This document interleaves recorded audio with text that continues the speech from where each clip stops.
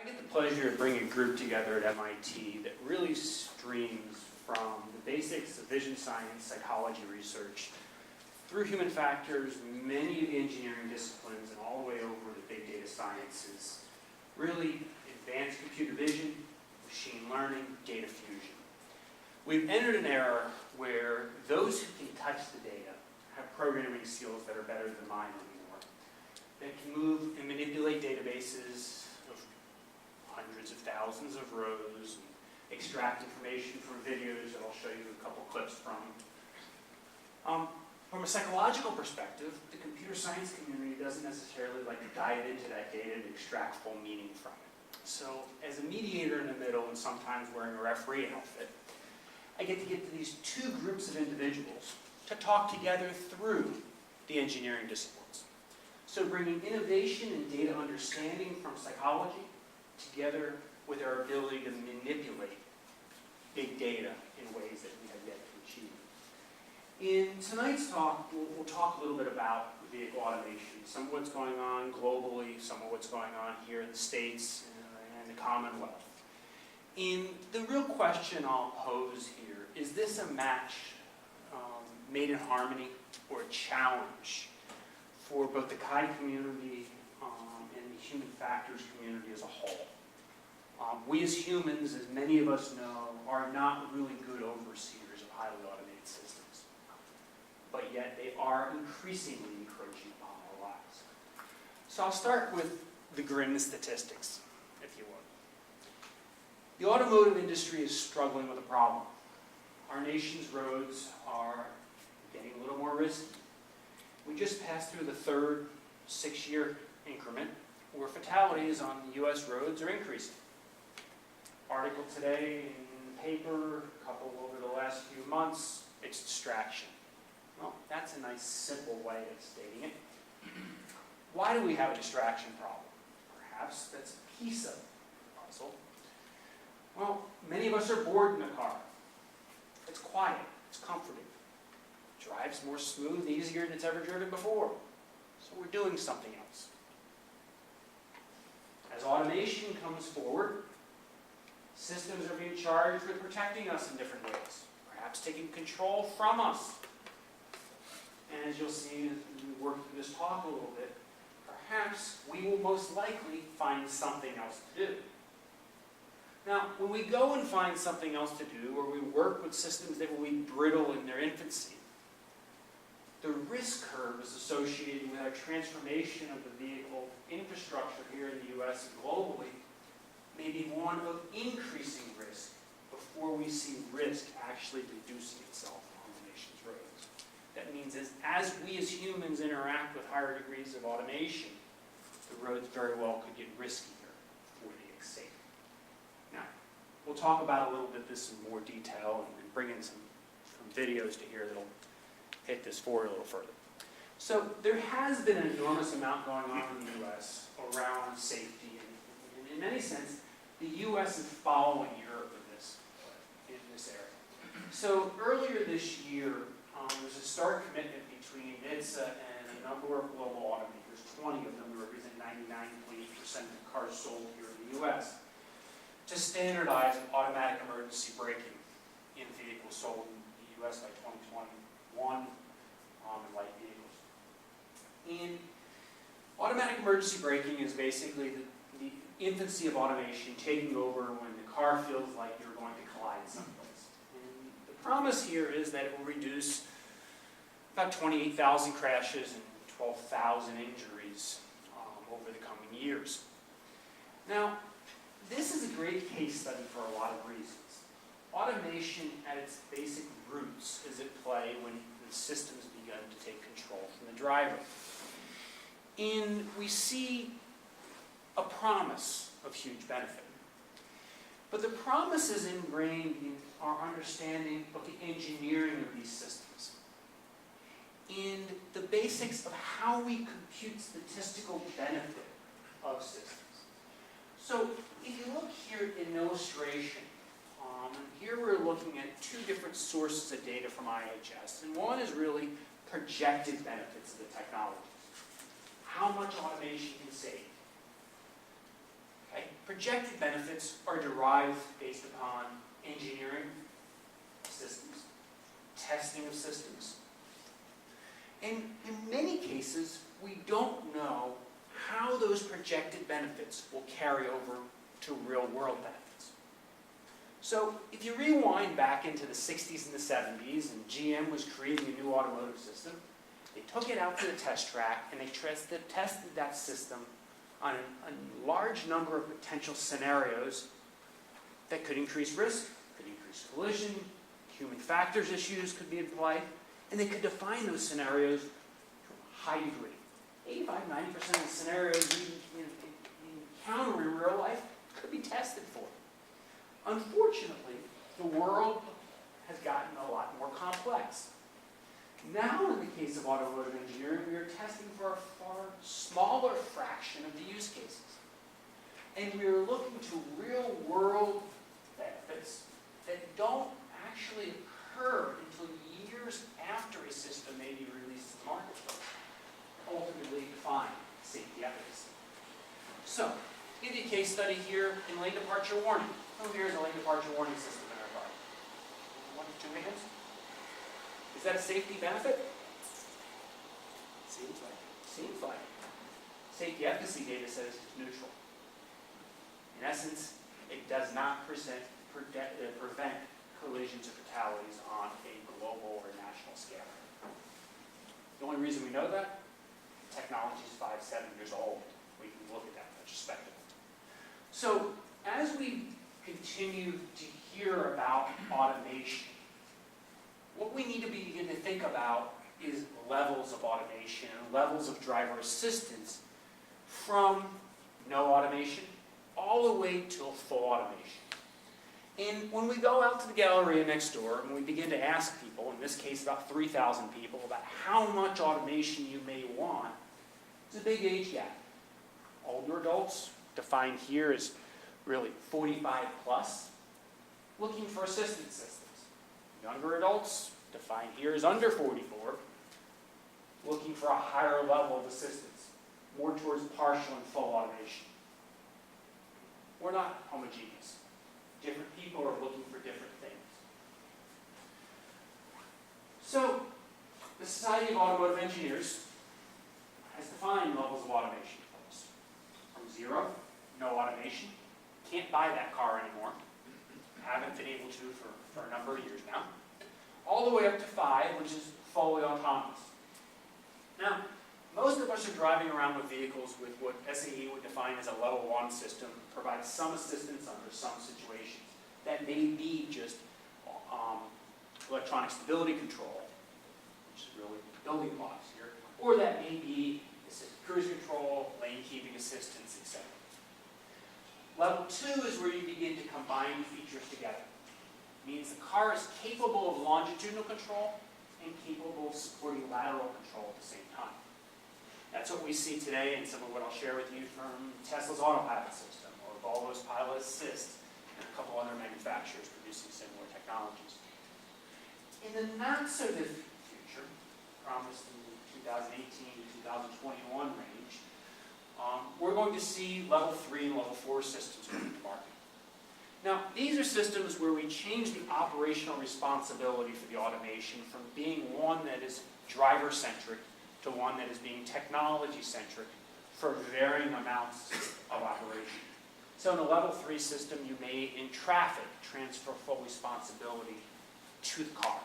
And it has the right to transfer it back to you when it starts raining outside like it is tonight. In level 4, higher degree of automation. That's where you see perhaps no steering wheel. Uber playing in that area. So if you look at the red line here, it's kind of devoting the human responsibility from the machine's responsibility in the definition. Now, we can engineer this line. We can think about it from an engineering perspective. But when it comes to the human and us, it's rather simple. I'm responsible, or the machine's responsible? The difference between understanding the computer-human interface and the interaction that needs to occur, and the engineering definitions that are driving innovation in the space. So the automotive manufacturers only looking at the system side of this. The answer is everything else is the human's responsibility. We don't have to worry about that quite as much. Again, I see some scratching heads here because it is kind of needing to think about this a little bit. It's not so easy. So the good news in this uncharted territory is the feds have actually recently in September offered a little guidance. And in that guidance, in the Federal Automated Vehicle Policy, which is 113 pages of prime reading for those of you who are familiar with this area, the feds have actually stepped forward and tried to provide the manufacturers with 15 points to demonstrate safety, efficacy, and performance of systems. So they put a little bounding box about how should an organization justify that an automated system is doing what they'd like to say it's doing. They've also begun to develop policy around state rights. So for those of you familiar with motor vehicle policy a little bit, basically we get a driver's license from the state and we register our cars with the state, but the federal government is responsible for fundamental vehicle safety. And it is a very difficult line between federal rights and states' rights on who's responsible for different things when it comes to automotive safety. So education is grants from the feds through the states most of the time. Vehicle safety, from an engineering perspective, that the manufacturers have to deal with, FMVSS, is policy coming from the feds. So when you move into this new realm and begin to challenge policy that exists, you have 50 states running in 50 different directions. Now, if you're a vehicle manufacturer who wants to build a system that works across state lines, that becomes problematic. So for those of you who are reading news, you may remember California saying that an automated vehicle may need to have a steering wheel. And then the federal government's coming back and saying that, well, maybe AI could be the driver, and trying to define who the driver is, because the feds can actually define who the driver is, but they can't define who has the license. So what the feds kind of said here is that states are responsible for when you're driving, and I'm driving, and the feds are responsible for when the computer's driving. And that's a reasonable way to partition up this space. They also begin to talk about how the regulatory tools that exist today and the regulatory tools that are really needed tomorrow. But they began to provide a framework for safety in this space that has not existed. And it's a really big need. We'll talk about why that may be problematic given recent events at the end here. So when we think about automated vehicles, and everybody's thinking here, cars that drive themselves. Well, it's a little of that, and it's a little of cars that assist us. And we need to think about this from two perspectives. And I'll call this the top-down perspective and the bottom-up perspective, right off their attentional theory. So the top-down side says, okay, we're going to develop a new vehicle platform that's not going to have a steering wheel, that's going to get me from point A to point B. Think about little pods in Mountain View. And we're going to tackle this from the top down. Let's get the human out of this and let's see how robust we can make this automation to extend the reach of where we can provide mobility. Now, as many of you know, Google has cars in Mountain View. They have some down in Arizona, and they, I believe, still have some in Texas. I'm not so sure the little pods are coming to Boston next week, but maybe they will. On the other side of the equation, where most of the automotive manufacturers are working, is really from the bottom up. Taking basic active safety systems, maybe our radar controls distance the car in front of you, vision systems that can detect the lanes around you, bolting these systems together to provide increasing levels of driver assistance. And this is fundamentally how Tesla systems are working and the Volvo pilot systems working together. Bubbling the automation up from the bottom. Now, I'm not going to tell you one approach is better than the other. The reallocated society needs both approaches. And perhaps at some point we'll meet in the middle, or we'll all bubble to the top. So we can talk about automation in terms of the vehicle, the personal vehicle, but we've got to remember automation really does form a variety of contexts. It can take a number of forms. We saw an automated vehicle do a Budweiser delivery from Otto the other day.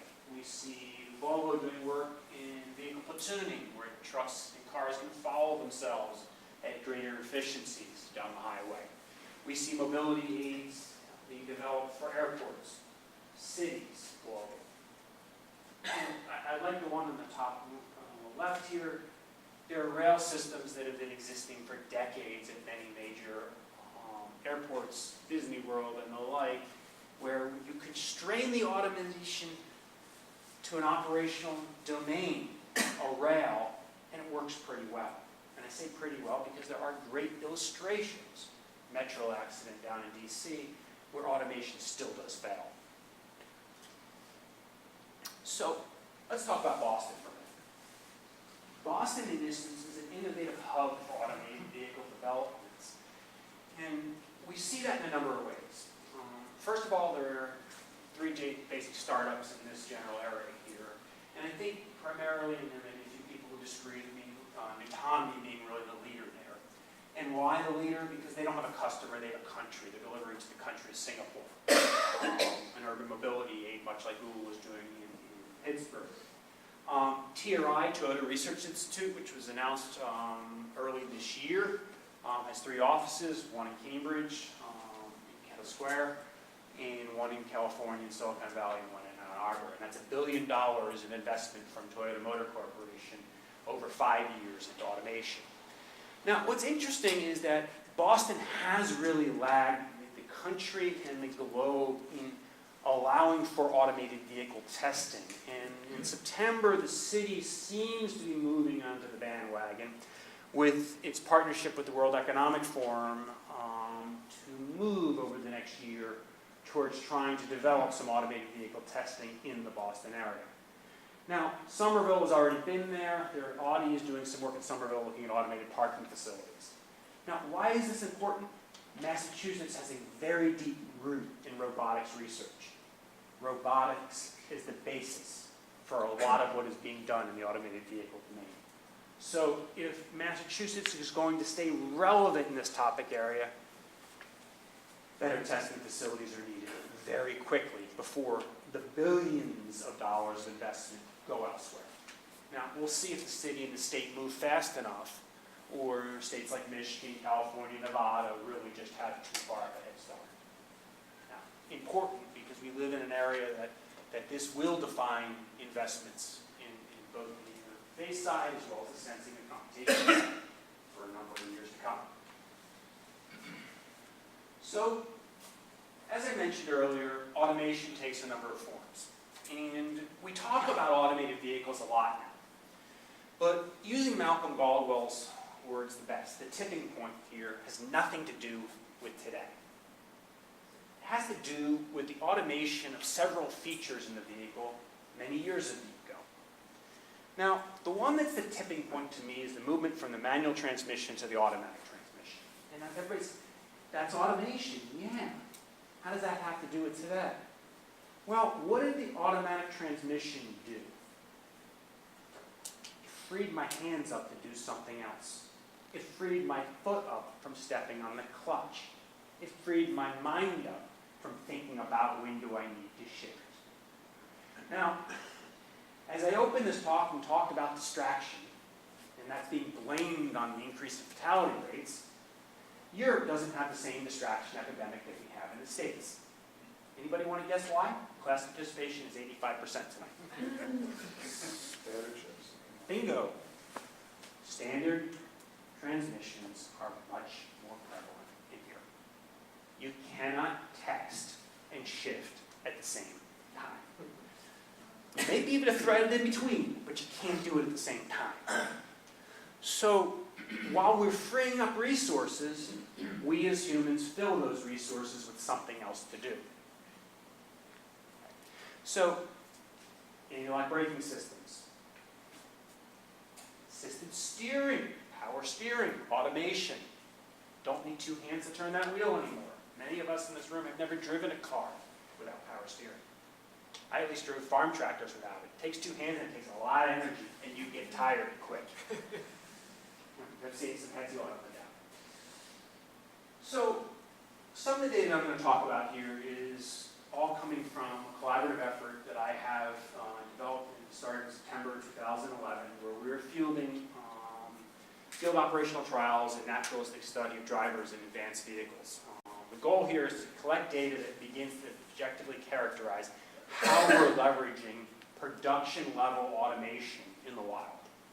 And we are leading what appears to be the globe at this point in our understanding of this topic, quite miraculously somehow. It's amazing how long after the introduction of a technology it takes most of the academic and industry folks to catch up. Being soft, nimble, and flexible in research doesn't seem to be the forte. Can we develop a data-driven understanding of what works and what doesn't work? So, roaming around the greater Boston area here, and I should mention that one of the supporters on this is Autopark, who's kind enough to support this effort tonight as well. So, we have about 15 Tesla Model S's and Tesla Model X's instrumented with recording technology in the greater Boston area. So we are watching people, and I'll share a little of this with you tonight, on when they're touching autopilot, when they're using the assistive cruise control system, what they may be doing during those periods of time. Again, this is the first time that many individuals are traveling long distances without having to touch the steering wheel and actually physically drive the way historically we used to. We've also bought a couple 2017 Volvo S90s, which have a much more conservative automation implementation in them. They just actually, the second generation system there just came out over the summer. 2 Range Rover Evokes looking at adaptive cruise control, lane departure warning versus lane keep assistance. Talked about lane departure warning earlier. Well, the auto industry's answer to lane departure warning didn't have the safety benefits they wanted, was to add more automation and put active keeping assistance in. Now, unfortunately, there's no data to support whether that works or not. Quite miraculous. Can you take a question in the middle? Sure. So when you say, for example, lane departure doesn't provide any big benefit, I'm sure people have looked carefully at the data. Are there any situations or subclasses of users for which it does provide data and others it doesn't? That's the interesting problem. No. Because the data doesn't exist. So the data that does exist is data coming out of the Highway Data Loss Institute, which is the insurance companies pulling data together. Okay, when you take accidents with cars with the technology and without it, but actually physically having enough data to understand out of vehicles where it works, where it doesn't work, we don't have that. And the major reason, many of us don't want what we would think about as a black box in our car. And perhaps that's a major issue that needs to be solved over the coming decades. Not because of the privacy side of it. Privacy is not an issue here. We need to control that. But because we need to understand the fundamentals of what technologies work and which technologies don't. And the only way to do that is collecting a lot of data. So the way we're working here is leveraging high-capacity, low-cost, multi-stream data loggers, developed out of MIT in my group, about $1 million in hardware engineering. Time synchronized data capture is the key, and time synchronization, for those of you who deal with Windows and hardware clocks, is not so simple on a large scale. These data loggers have been out and started installing them in January. There's about 25 of them out in this area at this point. About 30 terabytes of raw data. We are using semi-automated data processing approaches, leveraging computers to label data where we can, bringing in humans to label data where we can. The flexible decision-making of human eyes and the human brain cannot fully be replaced by a computer yet. Combining those together is perhaps the best we can do. Cloud-level computational. We're not working on campus, and I'm not processing capacity for management. We're in a facility in Holyoke, Mass, where the state put in about $76 million in investment to support Harvard, MIT, UMass, BU, I believe was the original investment. We're about 30 to 40,000 cores. Yeah, that's how much computational capacity required to begin to look at video data. So to give you a little understanding of how we're looking at big data very differently is we're taking several key detection tasks that we'd like to see out of every car. Where are you looking? Basic gaze detection. Emotion. How stressed may you be? How frustrated? Cognitive distraction. Where your mind may want to be. Where your hands are. What may be in your hands. These are some sense relatively simple detection problems. We're infusing and trying to solve those, leveraging some cutting-edge techniques that are being developed in CSAIL and other labs in the area of image stabilization, motion magnification, and then being very strategic in how you develop annotators to bring humans into the loop. So before I came over here today, I was working on a paper that looks at cognitive workload detection in the wild using monocular vision from some of our work a number of years ago, where we're actually predicting different levels of cognitive demand from structured tasks with deep neural networks at an accuracy of about 86%, which is phenomenal, innovative work, just kind of cutting edge speed. Why? What we're doing is actually magnifying the motion of the eye by, I think it's 200 times at this point. So you can actually see minute eye movements from just general low definition video. So to give you an idea of what some of this work looks like, here we are looking at, hit play, some of our gaze detection working where we're predicting at accuracies over 90% what region you are looking at in the car. Are you looking at the road? Are you looking at the rear view mirror? Are you looking at the side mirrors? This is based on the monocular imagery, and here's just illustrations of some cases from a few years ago. So this data was actually collected in 2012, I believe, so some of our older data. All of our new data is in 720p. It makes it even an easier problem because color and lighting control is much stronger. So why are we interested in where you're looking? Because if we can determine where you're looking, we can begin to manage where you're looking in real time. Thinking about how we provide strategic feedback when you're looking down off the road for 10, 15, 20, 30 seconds at a time. The other area we worked in recently is spent some time looking at detecting driver frustration on audio and video in the wild. So here we're pulling frustration out of the voice where you're speaking and out of the face when you're looking. Many people are probably familiar with Ekman's faces here, facial expressions. When you're listening, that's the stronger signal. But when you're speaking, the stronger signal seems to come from the vocal side. Fusing both of those together offers a stronger prediction model.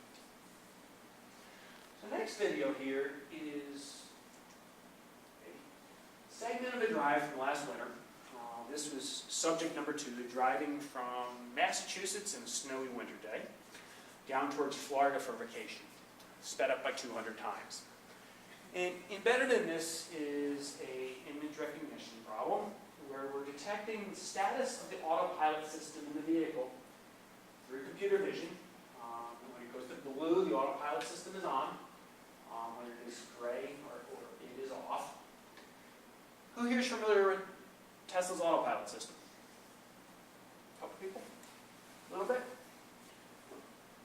So there are numerous people on the roads today, even probably in the rain out there, who are relying on the autopilot system to complete manual or longitudinal control and lateral control of the vehicle on highways and rural roads. So that means that you turn a system on, that for a short period of time, measured in the minutes to hours, the car functionally drives for itself. Now, the driver, in theory, this is a level 2 system by the FASE standard, the driver, in theory, is responsible to take over at any point in time that they're asked. And I say that responsible because it's a big open question. And many of you probably remember in late June when the first autopilot fatality was announced. And some of the debates that have happened in the news as Elon Musk continues to improve and amplify this technology. But what's interesting here, this is the first technology package that's really been released that provides a level of automation in the car where you are doing hands-free, foot-free driving for 50 minutes, an hour, or more at a time. So the big question becomes, what do we do with all this time? And how do we, as terrible overseers of automated systems, accommodate for that? And I say terrible because when the workload's not high enough, we really look for something else to do, or we fall asleep. So we can begin to look at that a little more. And here we see some newer images here of an individual in a Tesla Model X over the summer, driving to work or home from work. driving. Same way most of us will on the way home tonight. Same individual on the same trip. Going down the road. Car's still moving. Not touching the steering wheel at all. Paying attention to what's going on around him. Observing that. Like to think that he's fully attentive and capable of resuming control at all times, and that's the theory behind the system. If that's true or not, we don't know. Open questions for the future and why we need help in understanding safety efficacy of these systems. And a little later in this trip, we can look at a lot of this, where traditionally 2 seconds looking off the road was a long period of time. Well, you can find seconds and you can find double-digit periods in here. Why? The car is driving forward. Now, what's quite interesting on the positive side is when you begin to start watching these case studies, is when the brake lights go on around, the queuing effect seems to be pulling on attention better than we ever thought it would. So pulling away, but again, N of 1, driving for a few months with this system, what happens 2 years later, 3 years later? Open questions. So the real question is not what's going on, it's the frequency in which drivers are adapting different control strategies. So for those of you who didn't think there's really automated driving going on around you, there is. There are numerous people driving around this area, numerous in the hundreds, who are functionally not controlling the vehicle the way we traditionally would on a daily basis. Thousands. That means they're literally letting the car drive for them. And the car is designed to do that. Now, these are Teslas, these are $100,000 cars. Yep. 70 to be exact. Model 3 comes out next year, I believe. Super Cruise comes out over the winter in Cadillacs. Audi has systems, Volvo has systems. In your $20,000 or $18,000 Honda Civic, you actually have a system with a lot more limited capabilities of this, but will allow it to drive fundamentally by itself for numerous seconds at a time. Again, bolting some of these technologies together. So when we look at the experience here that we see, the key being from a human interaction perspective is perhaps we are no longer going to be capable of managing our attention and managing our understanding of the interfaces around us in the same way. And I've been a strong advocate over the last few years that we need active workload management systems developed into these vehicles cohesively. And there's a rumor based upon sales figures that GM is moving that into the Super Cruise system. Tesla has, in a very weak way, moved it into Autopilot version 8. Volvo has a very weak system as well. The Volvo and Tesla systems are both based upon real control. The rumor based upon sales figures of one of the eye tracking companies is that GM has an eye tracking system being built into the Super Cruise system. Why eye tracking? Because at the end of the day, the eyes are the best predictor of attention. So here's a few other case studies for you. Just coming out, little individuals driving around this area. This individual is using the active park system in the vehicle. If you watch the top left, you can watch. The car does fully park itself. What's interesting is I was getting a demo of this last summer, in June, over by the Media Lab, backing up into a parking spot. 2 people walk right behind the car.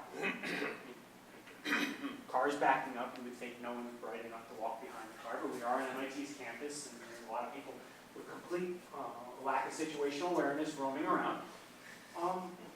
Driver slams in the brakes, sees it in the big center stack rearview mirror. Would the car stop for you? Wasn't an alarm or anything. Fortunately, that one wasn't on video. But needless to say, what we know from some of the work we're doing with partial automated parking systems is that your allocation of attention to what's going on around you and your need for information support changes. We push buttons and we kind of watch it all happen, and we kind of forget about the basics. Another fun video is Tesla's summons feature. Here, car, summoned on a smartphone or a key fob, depending on the manufacturer, backs itself out of the garage. You can only use it on private property at this point. Legally. Backs out of the garage, waits for an occupant, these features? We don't know. Tesla may know a little bit, but I'll guarantee you they will not share that with us in any way, shape, or form anytime soon. Because then the competition would be saying, we need this too, or no, we don't want to invest in this because we don't use it. So here we have an individual who's driving along with just assisted cruise control. Okay? Assisted cruise control deals with longitudinal control of the vehicle. Both hands off the wheel, claiming the glasses. Now, this is well outside of design considerations by any of the manufacturers. Why would you drive without your hands on the wheel, perhaps with your knee? But yet, how do we understand the frequency of this to understand, do we need to develop countermeasures? Nobody knows. You've got to ask the question. Being willing to find the data in a world where we as drivers really don't want to give away our privacy at every day to speak to the world. It's a balancing point here. I see a couple smiling faces. That privacy side is really tough. We want to move towards a more safety-centric ecosystem. We're going to need to deal with that privacy side of it. Finally, one last video. Here's an individual with driving a Land Rover Vogue where the active braking system goes off on her. You'll watch her face in the bottom left. Coming up here, jaw drops, car brakes for her, feels it. Car brakes for me. How does that change risk? The assumption in the AEB statistics today is that it won't. The reality is, if we're protected more by the technology, many of us will take more risk. The interesting case study about this example here is we observed it was going on because of one of the parameters in the telemetry report of the vehicle. Going back to an engineering team in the UK, it took 3 weeks to get a definition out on why the brakes were going off. Nobody understands the systems to the degree it's required. Why? They are so complex. Everybody understands their piece. Trying to mirror piece A with piece B with piece C. That systems level understanding, well, that's there when they build the vehicle, and that disbands in many cases right after. So people move on to the next project, next development cycle, etc. So looking back in history is really tough in this industry. Question? Yeah, regarding the capture data, is there also a liability issue that, to me, that would be actually more of a concern than privacy, that you get an accident and there's some question about who's liable and am I going to get tied up in a lawsuit? Absolutely. And to me, that's probably a much more relevant issue, how to protect drivers from frivolous or overly litigious fellow drivers. Yeah, and actually that one's second. Here's why it's second. Is the privacy is actually more. No one really wants to give up where they've been and who they're there with. So there are numerous cases in naturalistic efforts where you have people going to bars after work, day after day after day. The privacy side gets very touchy. The second becomes the liability side of do you know. But we do see a lot of individuals with this benefits and drawbacks here. The limitation, if you are responsible, you now have data that can be used against you. If someone else is responsible, you have data that can be used to protect you. It's a balancing point. So I'm a fan of perhaps we need to give an encryption key to the person in the car. And okay, we need the data, but we need the data with some caveats. You have to be willing to give it to us. Perhaps we can meet in the middle of, okay, if you decide that you don't want to give it to me. Okay. So the work we're doing, you actually come in and tell us we want X and Y deleted before we even look at it. I don't want to ask questions. What I'm looking for is the data, and if you have some portion of that data that you are not comfortable with me having, just give me a date and time and we'll get rid of that. That's in our consent form and contract and stuff. Now why? It's that balancing part.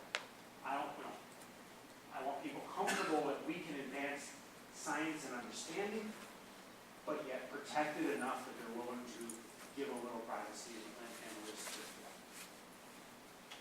Is there any thought of anonymous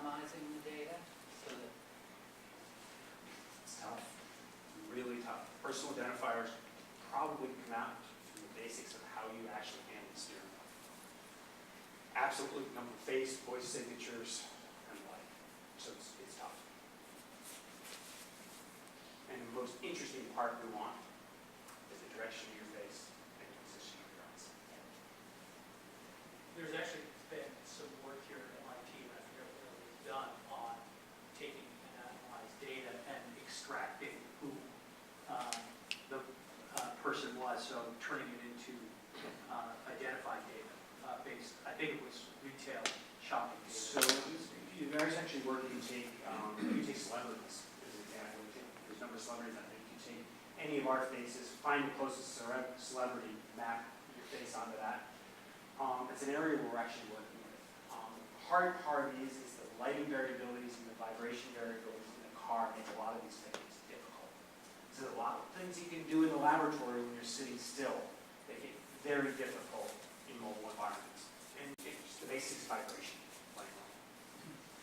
When the cars go on autopilot and they're basically driving themselves, do the systems provide information to the driver under certain traffic situations, even when they don't want the driver to take over? We'll go there in 1 minute. Okay. Hold that question. Yeah, what should they do?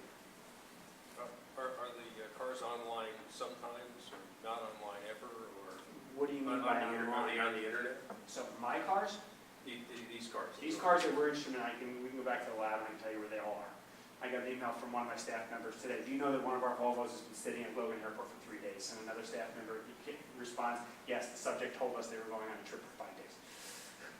I get an email one day, one of your cars is in Columbus, Ohio.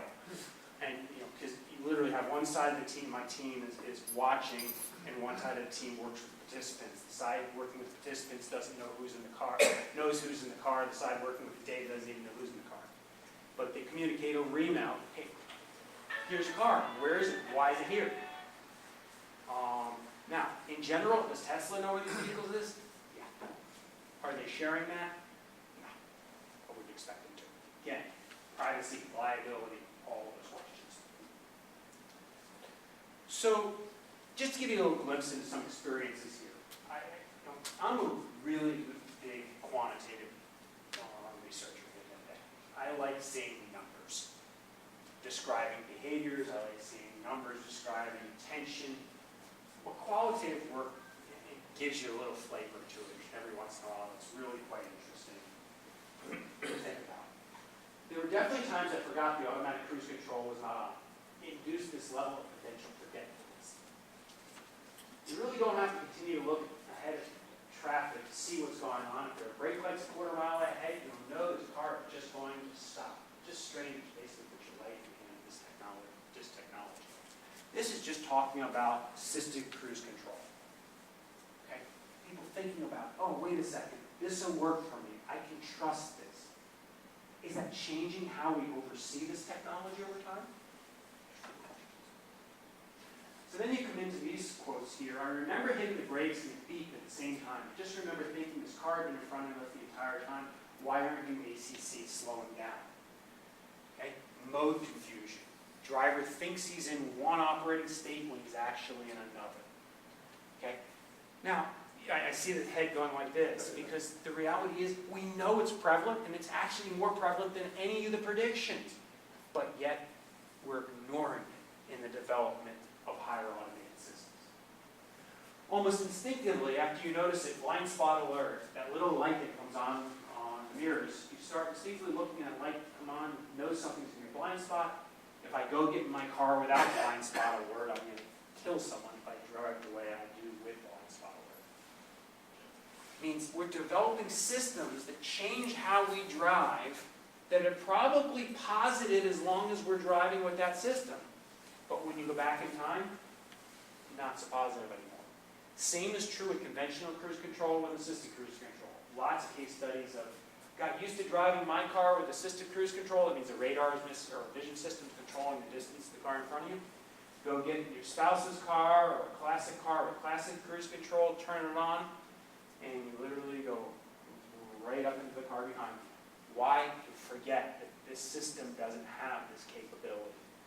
Human mind doesn't adapt quite as fast to the technology between two cars. Do you have any information about, I can imagine if this car is driving me and I was paying attention, I would think it was going too fast. Do you have anything about what? Well, most of these systems today that you set the speed on. So you get that balancing point. Okay. So just to give you a flavor of where we're working right now, really leveraging tens of thousands of miles, we're probably close to about 100,000 miles in our database right now, and thousands of transfers of control, trying to understand the complexities of what's occurring and where. So I'm going to go right to the question, how to interfaces. Because here's the interface in the Volvo Pilot Assist. And perhaps the ultimate question here are the new features cluttering this classic HMI. And Volvo has integrated into the bottom left here most of the characteristics of the display for their automation, which is basically a green wheel on when the system's on, and actively doing lateral control, and the wheel disappears when out. And literally using a very sparse amount of the real estate in the instrument cluster to provide feedback to the user on when the system's on and off. Now we could have a few-hour conversation about this topic there, just don't have time tonight. But very minimal investment in strategic instrumentation of an interface to support contextual understanding. In contrast to that, here's two pictures of Tesla's version 7.1 on the top and version 8.0 on the bottom, where Tesla has said, look, we need to put a high priority on providing the driver with contextual understanding. And yes, they've been adding it over time, but in the bottom image, you see that the wheel up here represents it's in auto steer. The lane lines change color when the lane tracking is working. You get the car in front of you with the ACC system on and begin to provide surrounding cars. It provides whether it's a car, I believe it's providing cyclists and trucks as well now in addition.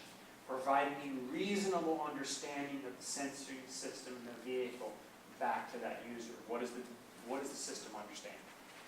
Okay. I'm thinking more of a situation where the system knows, has maps, knows the road ahead, has some sense of traffic from what it sees and from information it's getting about traffic ahead. And so doesn't the system ever say, I'm okay now, but be alert because in the next minute I may need to transfer control. Not yet. Is that In right? theory, we're moving there, but how many years? A couple, at least. But that's where, in theory, a level 3 system will come. And in that case, the system is fully responsible for a short period of time in a specific operating domain. And when it's going to exceed that operating domain, it's going to need to transfer control back to you. And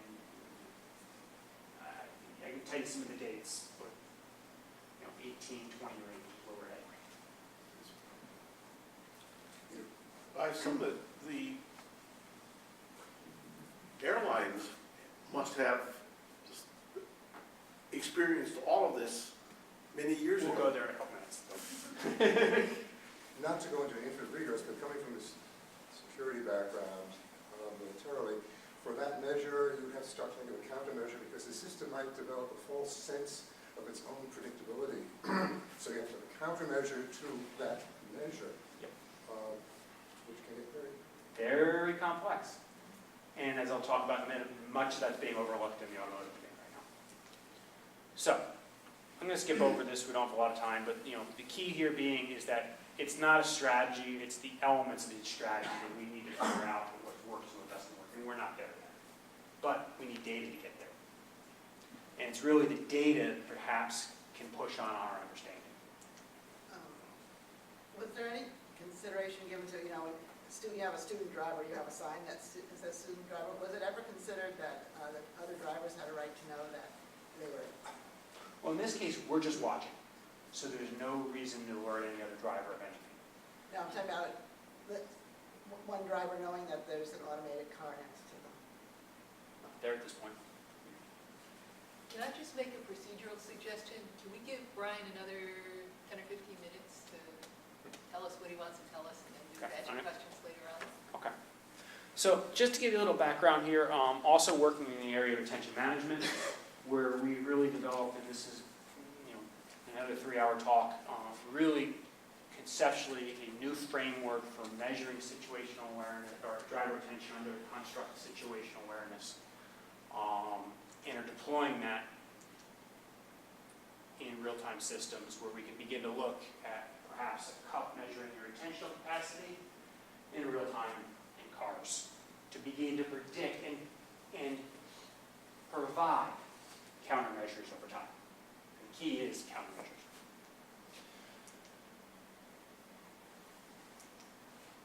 Okay. So we talked about aviation for a second here, and I asked you to hold that question because you were, Richard, are dead on. Now, when we think about the aviation case study, we can begin to pose this question. How much will we all become novice drivers in the future? We are all experiential learners. That means we as humans, by and large, learn by doing, learn by experiencing. Today, vehicles' miles traveled is largely equal. Not equal anymore, largely equal to vehicles' miles driven. That means as we drive, we travel. Not so far in the distance, and it's already started, vehicles' miles traveled is going to be no longer equal to vehicles' miles driven. That means we are going to be traveling in the driver's seat or the operator's seat or whatever we want to call it. And we are no longer going to be experientially learning. What does this say about skill? It says that we are going to have less skill to respond to the situations when they emerge. The FAA came out a few years ago and said that pilot skill has eroded at the expense of automation. In the cockpit, you have a baseball bat to motivate training, compliance, and licensure. In the automotive context, skill level varies from that wall over there, through that wall to the parking garage and back on First Street. So how are we going to maintain the skill level? Open question.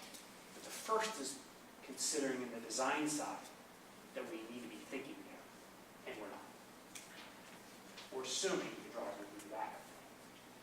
Now, failures in automation are really prevalent in a number of things, whether that's aviation, nuclear power, rail, etc. We can take textbook aviation crashes and we can come up with case studies upon case studies on what's gone wrong and the human-centered aspects that relate. Now, one of the things the aviation industry has begun to understand over the last 30 years or so is that it's human-centered automation, leveraging the flexible capacities of the human to take over in situations and the automation at other situations that really has the large propensity to safety. That's one of the reasons the skies are so safe today. In the 80s, it was replace the pilot. In the 90s, it became how do we work with the pilot to develop automation that supports the pilot. In ground transportation, in the cars and car manufacturers, well, it's airplanes. They don't apply to us. These case studies are imperative to understand. Now, the late Raj Parmesan, and Raj is a very good author, and unfortunately passed away a couple years ago. There will always be a set of circumstances that was not expected. That the automation was either not designed to handle or other things that just cannot be predicted. So system reliability approaches but does not quite reach 100%. The more difficult it is to detect error and recover from it. At the same time that our skills to do that won't be there. So for those of you who like reading, and this is all the way back to 99, I think, there's an IEEE Spectrum piece on automation and death that's phenomenally written. So, okay, how do we do this? How do we move forward? And the key metaphor I'd like to talk about is trust. How do we develop an appropriate level of trust in these systems? And how do we do that across the system? And I think at the end of the day, it's the human-machine interface that's critical. And this is yet to be a focus point. Why? Because the algorithmic guys like to think about sensing. Can we see the lines? Can we see the road? And how cheap can I make a sensor? And how can I run the control theory? But I think the art here is going to be in the computer-human interface. What we knew is that the lack of trust results in lost benefit. If you don't trust it, you won't use it. Lots of technologies we all interact with on a daily basis that fall into that realm. Overtrust results in misuse, and trust is learned over time but can be very quickly eroded. So it means this stuff's gotta work a lot better than my smartphone, which drives me nuts. My garage door opener, my clicker, my PC, which doesn't have a blue screen of death anymore, but by golly, it seems to freeze up for one problem or another every other week. Okay? We're not going to put up with that in the car. It can't work that way, and we're not going to develop a trust in the system. So trust is the metaphor that I think we need to think through, and it's the metaphor that I think we need to design strategic HMIs that work with a human and support a human and provide feedback to that individual. Not necessarily just visually, perhaps it's the other senses that will get involved over time, but really thinking about trust as the underpinnings, the glue that's required to automate in the way that you see about it being used.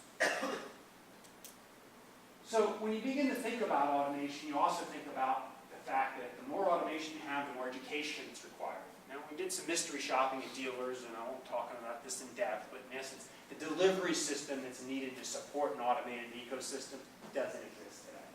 The only manufacturer on this list that was really capable of providing reasonable educational background on safety systems was Subaru. Volvo, which is a safety brand, is pushing the passive safety of their systems, occupant protection, airbags, crumple zones. 2 of the 3 Volvo dealers we went to talked negatively to a prospective customer about the active safety systems and the automation features. And here's the scary part. The best safety efficacy that's out there is on Volvo systems. Ford GM, just out in Planet 9. Now, why is this such a problem? Because the manufacturers don't own the dealers. Dealer franchising laws. Manufacturers have a limited ability to infuse any kind of delivery package on the dealers. They can provide information, but at the end of the day, these are independent operators that have no end-up responsibility in the delivery vehicle. So perhaps the same laws that prohibited GM from selling cars back in the 50s need to be revisited. Federal policies take time. So, a few closing points here. When we think about the degree of vehicle automation, we need to think about a world that's very different geographically, by use condition.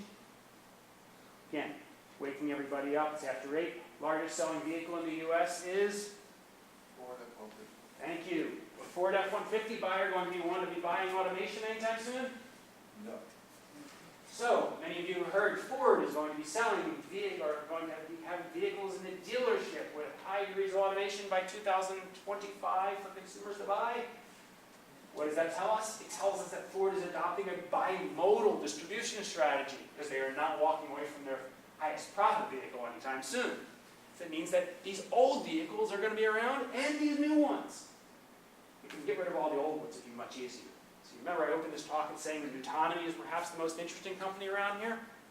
Why? Because they have a country as a customer. Why is Singapore so interesting? Get rid of all those old things. They can do that. They can afford to. It's a nation the size of Newton. They have the resources. They can move there. Which means that they can actually deploy a fully autonomous ecosystem at a speed that we can only imagine here in the U.S. So when you hear about automation in the news, yes, it's coming. It's going to take time. So when we think about time, the growth potential till we reach safety efficacy of these systems, because there's a lot of questions about that today, and we're going to have a few hills to climb, is going to be the ultimate determining factor of how fast we automate. Do we automate slowly? Do we automate fast? No one knows. Do we automate for a while and something happens, then we move all the way to ground zero again?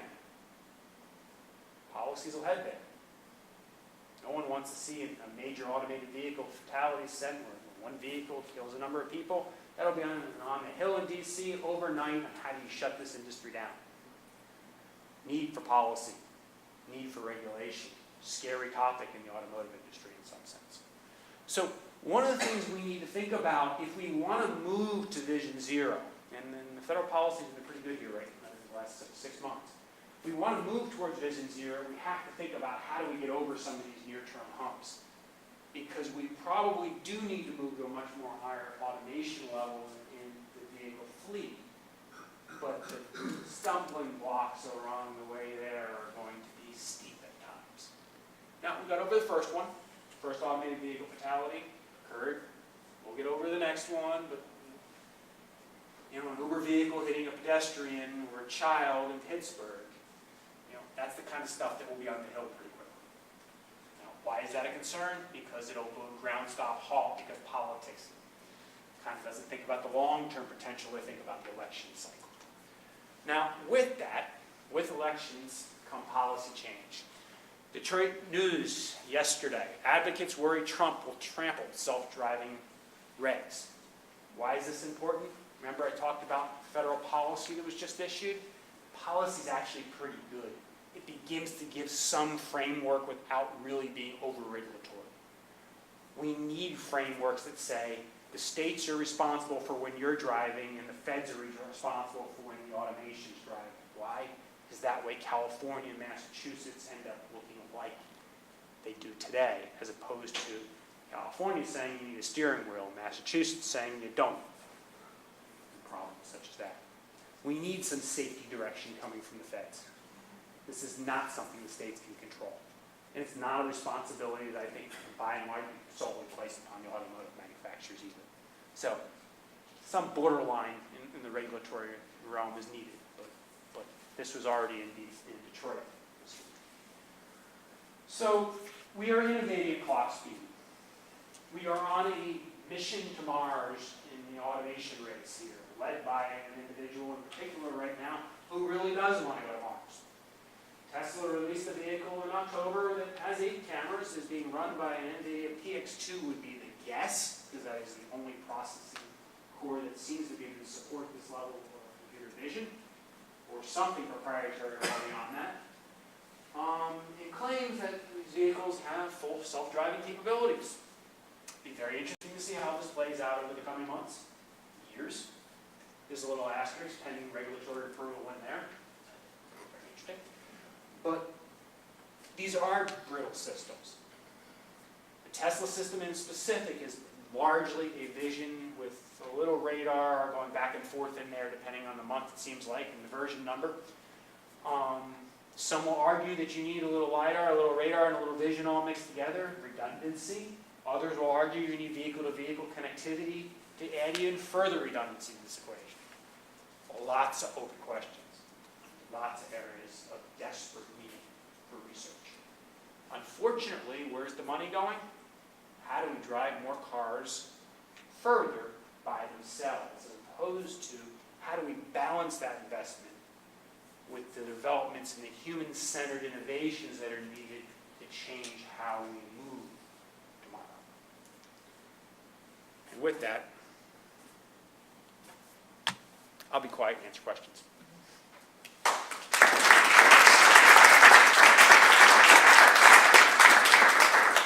So you touched a few times upon cars communicating with each other, but I wonder if you could say more about that. I mean, in particular, I can imagine cars driving themselves very differently when they know that all the other cars around them are automated to some extent and they can communicate with them. Yeah, I'll skip going back there. So one of the standards that we're hoping was going to come out this fall was DSRC, dedicated short-range communication between vehicles. And given the election, I think that's interesting because you see this is a standard where the automotive industry has been reserved for safety reasons, the bandwidth to do that. And very slowly for a lot of reasons that are good and bad, they have been very slow in deploying that technology. The telecommunications industry desperately wants that bandwidth and has been fighting tooth and nail to get their hands on all of it. So, do you develop safety systems, or do you get better Wi-Fi speed? And the money is not in the safety systems. So I say that in the elections because it was very apparent up to a couple days ago that there was guidance on that coming out, imminent. It'll be interesting to see if it's still released, one, and if it is released, whether it's rolled back instantly towards an administration that will, by suspicion, have less tolerance for government oversight and more tolerance for the financial side of cell phones. So the other side, 5G connectivity, maybe it'll provide some of the same benefits at a lower cost. So there's benefits and drawbacks all over this.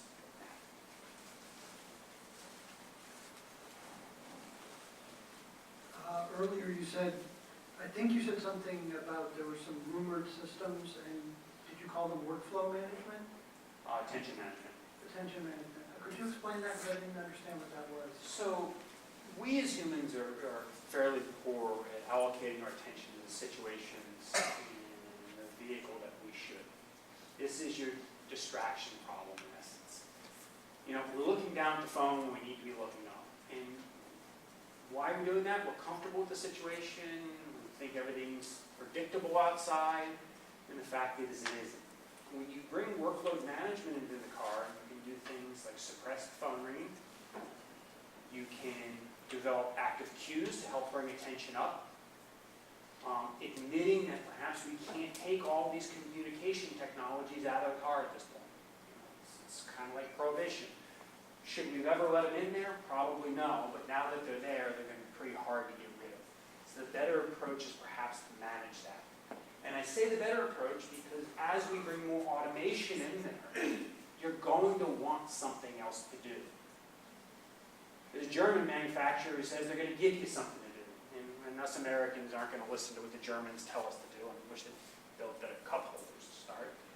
But we're going to pick up our phones. We're going to call people. We're going to text. We're going to email. And we need desperate help, moment to moment, coaching us. No, we probably shouldn't be doing this right now. And I don't say everyone. I'm talking about the population level. And just go outside on a nice sunny day and watch the corner and kind of get the gist of one.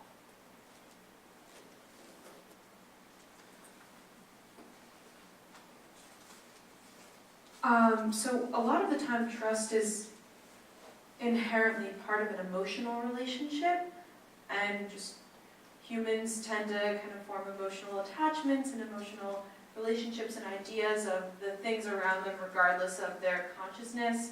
Roombas, for example.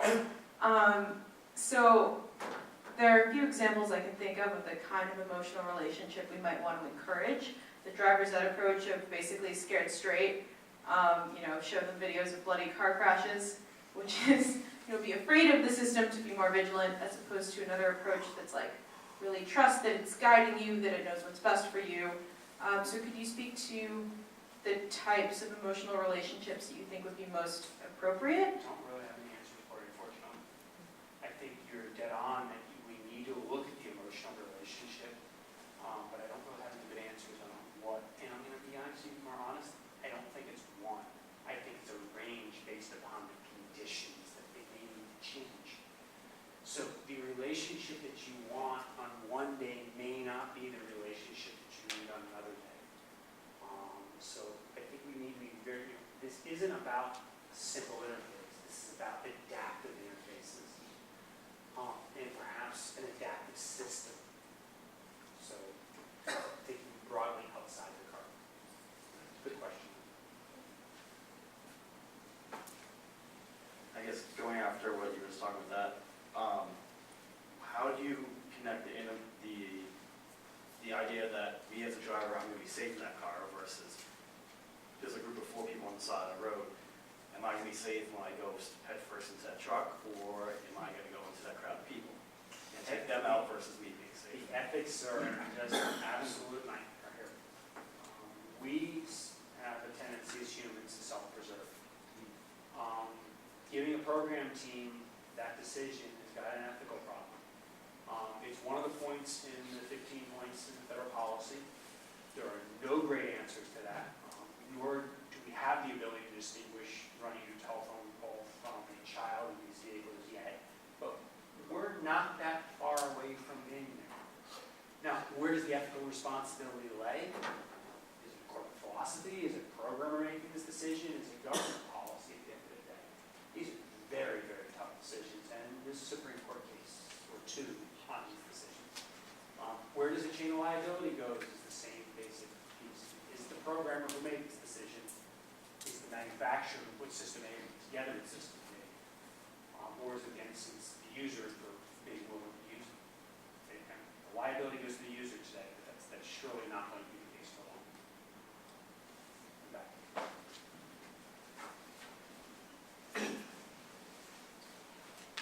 So I've done some research recently, and I feel like there's this infrastructure fallacy that the conventional wisdom is that there's going to be, that there'll be a need for a huge infrastructure build-out, like external sensors.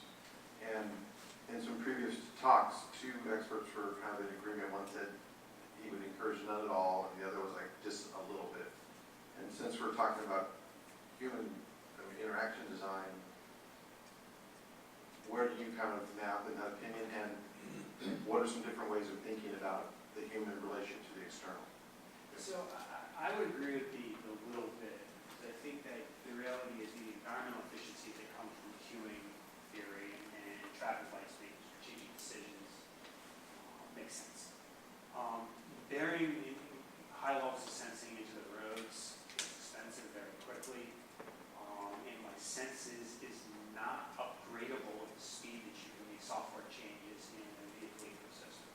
So what we're doing today is by and large developing self-reliant automation in cars. The car's saying, I'm relying on myself to make decisions. I'm not relying on other things. And the reality is you probably do need some connectivity support, vehicle infrastructure.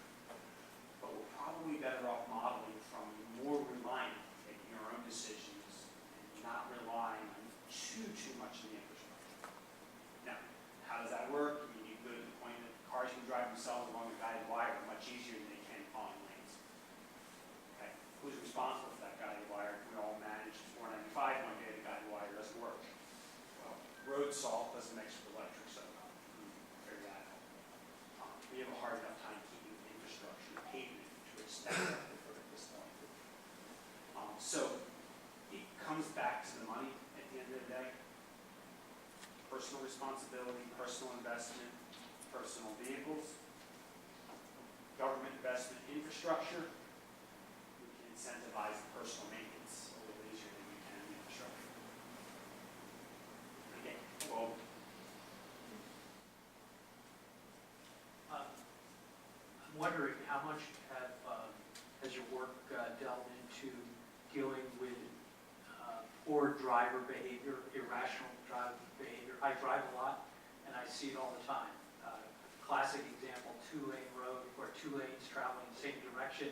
Somebody's going to turn right, but they move to the left first and then swing wide with no signal. There are probably hundreds of patterns like that of stupid driving behavior. Where is all of this automation in dealing with that? well, 85% of us will tell us who are above average drivers. Small problem. So that goes right over to the workload management side, is that when you begin to embed workload management with systems with external sensing, you're trying to support both the internal and outside. So a lot of, my hypothesis is a lot of these behaviors are individuals who are struggling to attend to the road in the way they need to. Too stressed, too overtaxed, need help. Well, what can you do? Increase the level of automation when an individual is struggling. Not all of them, you do see a lot, you do see aggression and all that stuff. You see the kids coming out here. So it's that balance of, segment population just needs help. So remember, when I say characteristics are why, skill level is why. What happens? I'm trying to figure out where I'm going. I don't know where I'm going. It's raining outside.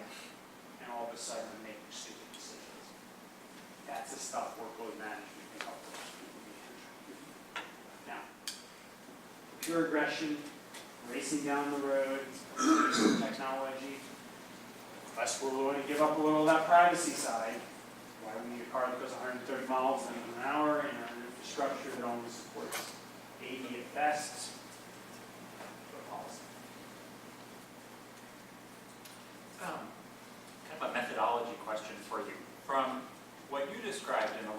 research in this area I've read, there's interest in sort of mapping the correlation between the availability of these automation features, some of the possibly problematic behaviors and bad driving outcomes.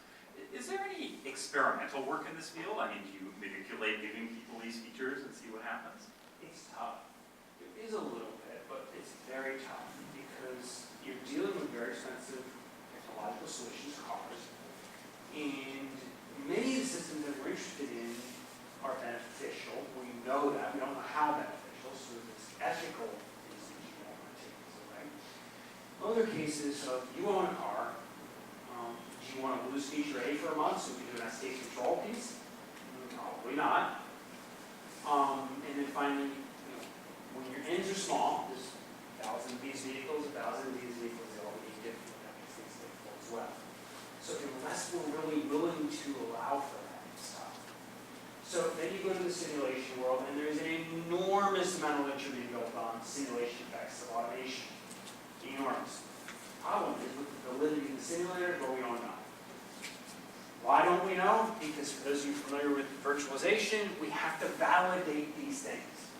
Well, we're just starting to see some data to try to validate them with, but we've been simulating for years. So what have we been simulating? We've been simulating much of the systems that are basically looking at cruise control and saying it's automation.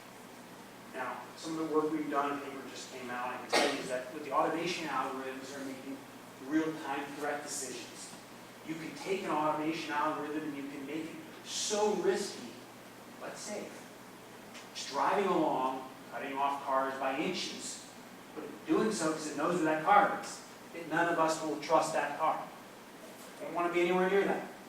Still safe. Or we can make it so lackadaisical that the gap is so big in front of us, everybody keeps cutting in.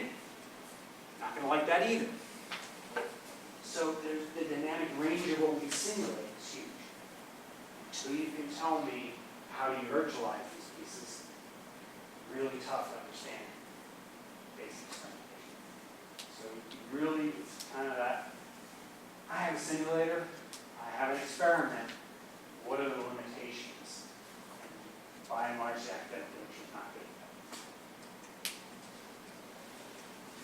So you've made clear how important regulation is on the federal level, and I know some regulatory agencies have members with certain time limits, and so there's not an immediate ability for a new administration to make changes. I wonder if you could say if you know about the main regulatory agencies and how soon they could change with the new administration. So the main regulator, this is all regulated under the Department of Transportation. Secretary of Transportation will change with the administration.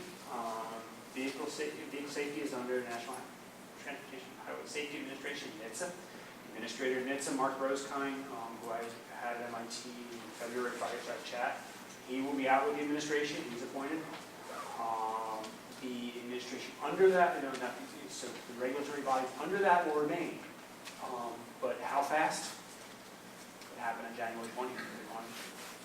Why? Because most of what's happening is happening so fast. They've been doing it very strategically by guidelines as opposed to motor vehicle regulation. Take time to change motor vehicle regulation. Guidelines, which are basically a federal policy statement, this is executive action at its finest. Now, what's interesting is that both Secretary Fox and Administrator Rosekind, I think, have done some very strategic threading of difficult problems, providing some guidance, which are trying not to be overbearing. Some of the industry will say they're overbearing. Some of the advocacies say they're not bearing enough. They've been trying to find a nice middle point. Trying to be above the politics here. And unfortunately, they're definitely moving on. Now, even in a Clinton administration, the likelihood is they would have moved on anyway, but there wouldn't be an emphasis from the White House on policy changes and whatnot. And the other side, look, someone very sharp to come in and say this is good policy, we should move on.